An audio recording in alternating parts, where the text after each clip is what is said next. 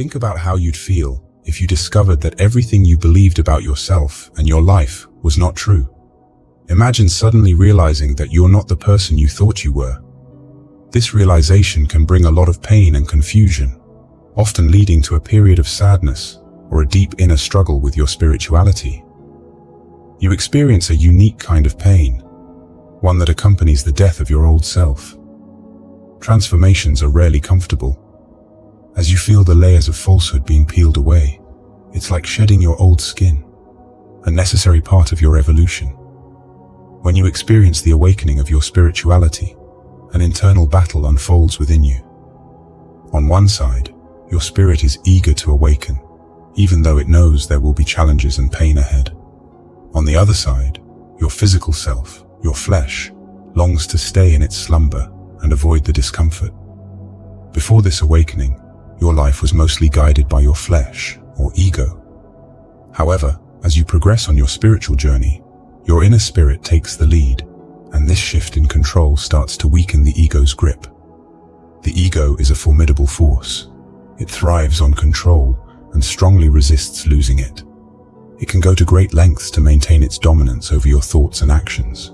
Sometimes it can even trick you into thinking you're losing your mind, all in an attempt to make you abandon your awakening and return to your former state of slumber. Indeed, your spirit is the part of you that's inherently connected to a higher source, often referred to as God, and it possesses a profound wisdom. It knows a better way of living and experiencing life. However, when the ego clings tightly to control, the journey can feel like you're being dragged into a dark and uncertain place with nothing to rely on. But here's the uplifting part. The spirit will ultimately triumph. A spiritual awakening is bound to happen according to a plan, no matter how fiercely the ego resists and how much pain you may go through in the process. The spirit's connection to the divine is unbreakable, and it will guide you towards a more enlightened path. To truly understand the struggle, you must understand the conflict between the desires of the physical self and the yearnings of the soul. When talking about the conflict between the flesh and the spirit, it's like describing two very different desires within you. The flesh, or your physical and emotional desires, often seeks immediate pleasure and comfort. It's like the part of you that just wants to relax, have fun, and enjoy the easy things in life. On the other hand, your spirit is more serious and focused on deeper, more meaningful activities. Imagine this. When your spirit wants to stay awake to pray or meditate, to connect with something deeper or more significant, your flesh just wants to sleep. It prefers the comfort and ease of rest over the effort and discipline of spiritual practices. Similarly, while your spirit might urge you to read a book or learn something new, expanding your understanding and growing your mind, your flesh would rather you just scroll through your phone. It's about choosing easy entertainment over meaningful growth. Your flesh enjoys the fun and light-hearted aspects of life. It's like a part of you that doesn't want to lose those moments of simple joy and ease. To this part of you, the seriousness and discipline of the spirit seem like they would take all the fun out of life. It's as if the flesh is saying, why go through all that effort and seriousness when we can just enjoy ourselves?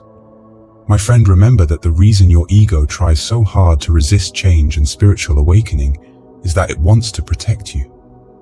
It's aware that learning the truth can be really painful, sometimes unbearably so, and it wants to avoid that pain at all costs. Your ego would prefer to stay in the dark, keeping its eyes closed to reality, rather than face that pain and see the true nature of things. Think of how your ego reacts to emotional pain in the same way your body reacts to a flame. When you touch a flame, your hand instinctively pulls away. This is your body's natural way of protecting itself.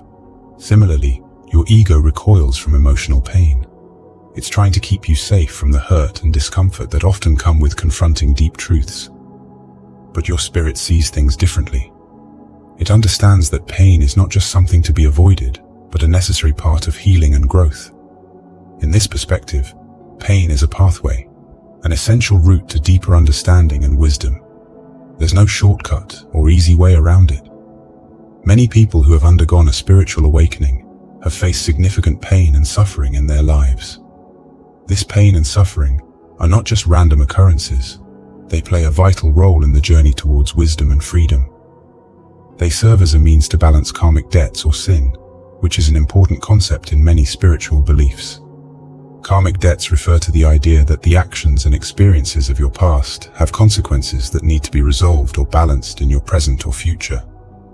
By enduring pain and suffering, you are essentially speeding up your soul's evolution. This process of balancing karmic debts is believed to lead to quicker spiritual transformation and growth. The idea here is that the experiences, especially challenging ones, you go through in life are not merely random events, but are intricately linked to your soul's journey and growth. This understanding is why some souls are thought to choose a life path filled with challenges and pain. It's believed that before you were born, your soul made choices about the experiences it needed for its growth in this lifetime. The path you're on, including the hardships you face, depends on the lessons you are meant to learn and the wisdom you aim to acquire. If you've recently gone through a spiritual awakening, you might have felt like you were losing your old self. This feeling can be intense, like you're going through a kind of death. It's the slow shedding of all the false beliefs, societal norms, and conditioning that you've clung to for so long. This process can be so profound that you might feel like you're dying to your old identity, leaving you unsure about who you are and where you fit in the world. The breakdown of everything you thought you were can be deeply uncomfortable and painful. Experiencing pain as you let go of your old self is a normal part of this process. In many spiritual traditions, death is seen as a precursor to rebirth. It's letting go of the old, the dead parts of ourselves that allows new life and new perspectives to emerge. After you're reborn, the purpose of your pain and suffering becomes clearer. Reflecting on my own spiritual awakening, I realized that the pain I endured was incredibly transformative. It led me to find my true purpose.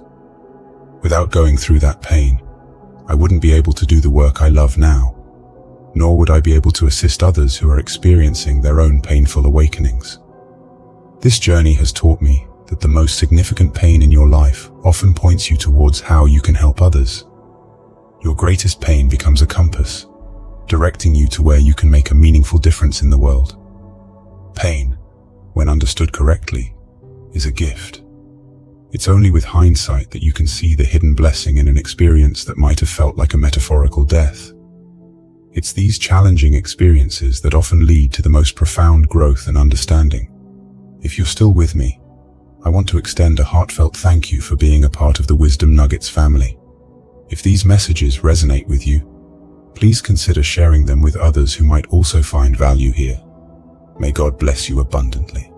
I wish you a wonderful day.